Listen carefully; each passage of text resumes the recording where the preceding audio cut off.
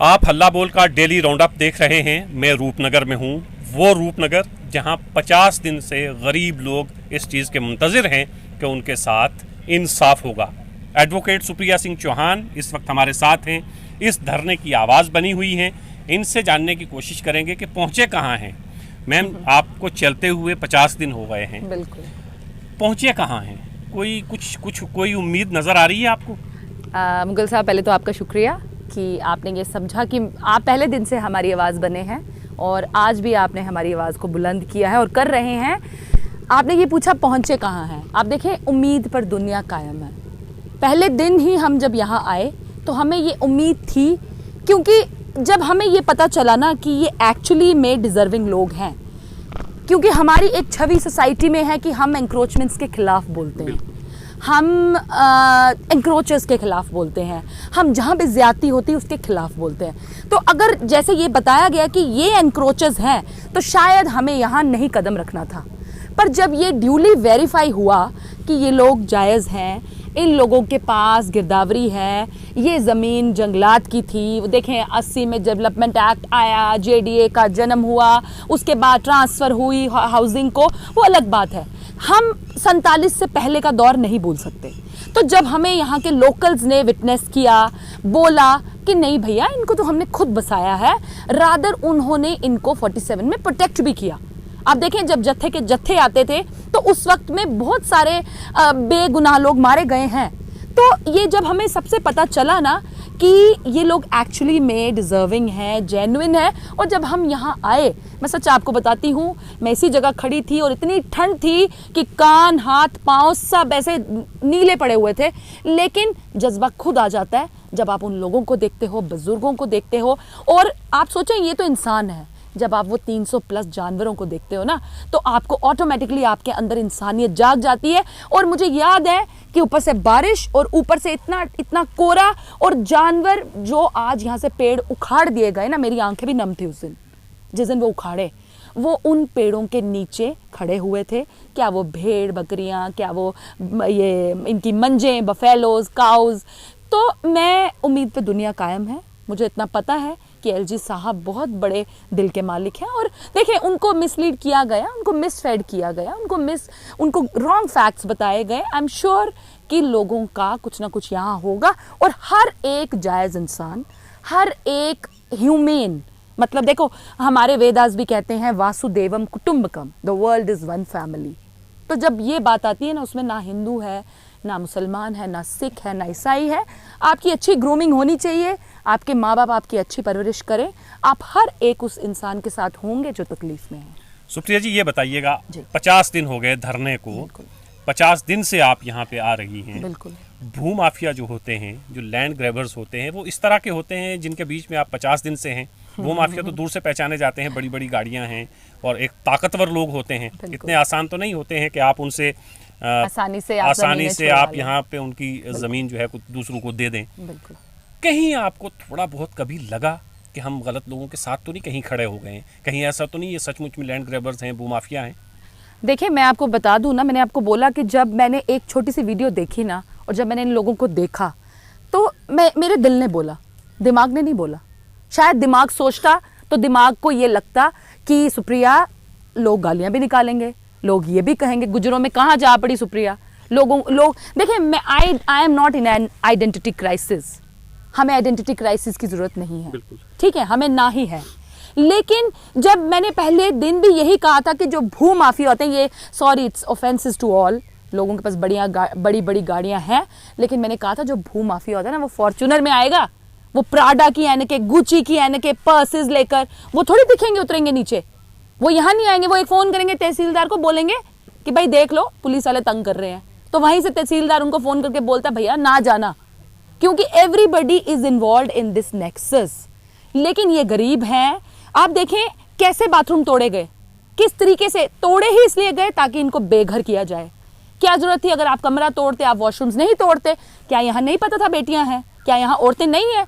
लेकिन आपको मैं बताऊं, ये बिल्कुल एक दिमाग बनाया गया। देखें, बार बार सब कहते हैं कि अगर आपने कानून एक लगाना है सब पर, तो फिर अच्छी बात है, टॉप से शुरू करें। Why don't you adopt top to bottom approach? देखो इनको हटाना तो आसान है ना मुगल साहब, कौन सी बड़ी बात है? 500 पुलिस सुबह लाओ, जेसीबी लाओ 15, कौन सी बड़ी बात है? इनके जो आदमी लोग हैं उनको जेलों में डालो, उनको पुलिस स्टेशन बिठाओ, क्या औरतें कर लेंगी? आप बताएं।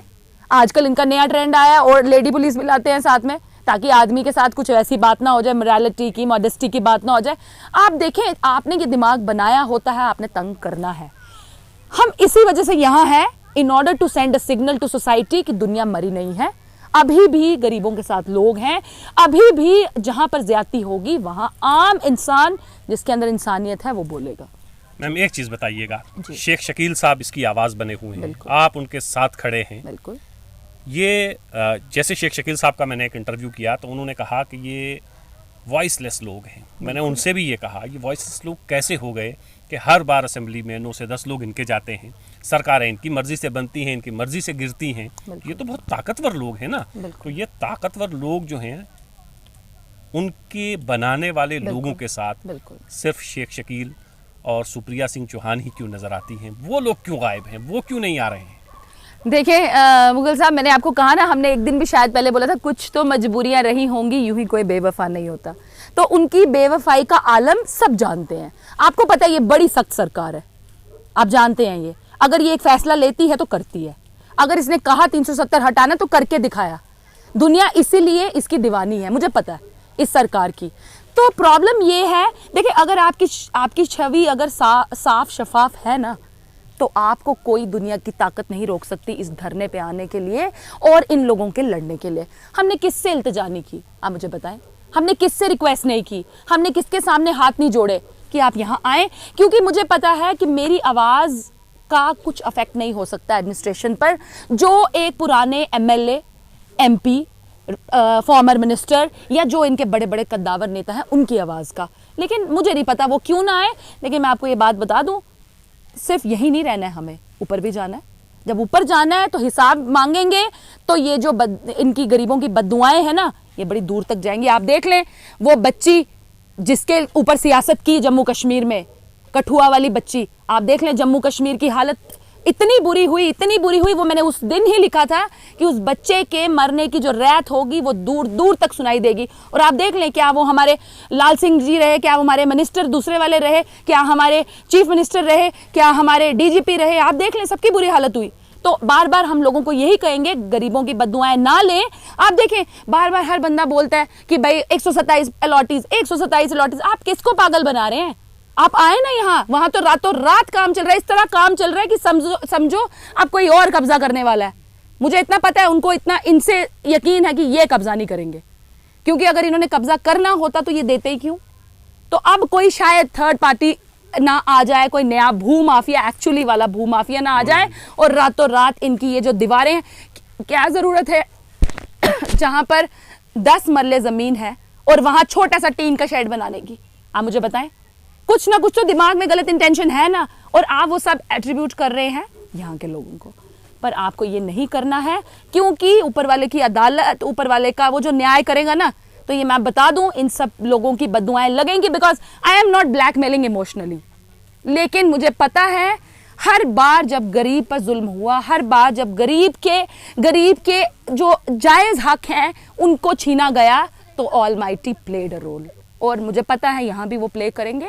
हमारी आवाज़ें बुलंद हैं। एडमिनिस्ट्रेशन से छोटी सी दरख्वास्त है कि प्लीज़, अब तो सरप्लस बचा, अब तो ऐसा भी नहीं है। आपने उस दिन प्रेस कॉन्फ्रेंस में भी कहा कि पहले अलॉटीज का हक है, क्योंकि लीगल जिसका हक बनता है पहले उनको देना है, आपने दिया। अब ये जो थोड़ी सी छोटी सी ज़मीन जो इन लोगों ने इतनी देर से संभाल के रखी थी, बड़ा मसला होता। देखें बार बार हम कहते हैं हाई कोर्ट के साइड जाए, मार्बल मार्केट जाए, क्या आज आप वो निकाल सकते हो? नहीं निकाल, आप नहीं निकाल सकते। और आप वो सोचे वहां तो 4 फैमिलीज होंगी, 5 होंगी, ये तो 18 से 20 कुंबे हैं जो गरीब लोग हैं, 350 डंगर हैं, इतना कुछ है। आपने तो रातों रात सोचा इनको निकाल लें, लेकिन आप पहले वहां निकालें। आप निकालें ना, आप करें शुरू, शायद ये चले जाएंगे खुद ही। पर आप इनके साथ ऐसे ज्यादती करके आप पूरे समाज में ये फैलाकर कि ये लोग एंटी नेशनल हैं, ये लोग एनक्रोचर्स हैं, ये भू माफिया हैं, आप हर तरीके से उनके जज्बातों के साथ खेल रहे हैं। बेघर तो किया ही, आप उनका वो नेशनलिज्म होने का भी आप उनको सर्टिफिकेट दे रहे हैं। आप उनको एनक्रोचर होने का भी सर्टिफिकेट दे रहे हैं, तो आप थोड़ा ऊपर वाले का खौफ खाएं, क्योंकि जो उसकी रैथ है वो बड़ी बुरी होती है। फिर वो ये नहीं देखता मैं किस पे चला रहा हूं। आप देखें अभी हम इतने बड़े पैंडेमिक से निकले, खुशहाल फैमिलीज टर्न्ड डेवास्टेटेड, घरों में बच्चे मर गए, बुजुर्ग मर गए। लोगों को अभी भी खौफ नहीं है ऊपर वाले का कि कहीं ना कहीं गरीब की आवाज बनो। और देखें अगर ये जेन्युइन नहीं होते, ये नहीं चल पाते इतने दिन। यहां 100 प्राइवेट प्लेयर्स प्ले कर जाते, यहां 100 लोग अपने फायदे देख जाते, लेकिन आप देखें आज भी उनके जज्बात इसी से जुड़े हैं कि हमने यही जीना है, हमने यही मरना है। लेकिन बार बार इल्तिजा करते हैं कि प्लीज हमें जमीन दे दें, हमें रहने को जगह दे दें। हम कोई, they are not asking for the moon, not for the sky, they are just asking कि हम इतने सालों से यहाँ रहे हैं, तो प्लीज आप हमें यहाँ रहने दें। और आई एम वेरी श्योर कि एडमिनिस्ट्रेशन भी ये जान चुकी है कि ये जेन्युइन लोग हैं, सादे लोग हैं, चोर नहीं है, बदमाश नहीं है। इसलिए आई एम श्योर कि वो इनको जरूर यहीं पर रखेंगे और इनको नहीं तंग करेंगे। दिल से दिल भी मिल जाएगा, हाथ में लेकर हाथ चलो, जहां तलक है एक ही रास्ता वहां तलक तो साथ चलो। वो लोग जो इनकी वजह से बड़ी बड़ी जगहों पर पहुंचे हैं, जिन्होंने जम्मू और कश्मीर पर हुकूमत की है, जहां सुप्रिया सिंह चौहान और शेख शकील की आंखें नम हो सकती हैं, उनके दिल भी नरम होने चाहिए, इनका साथ देना चाहिए, यहाँ आना चाहिए।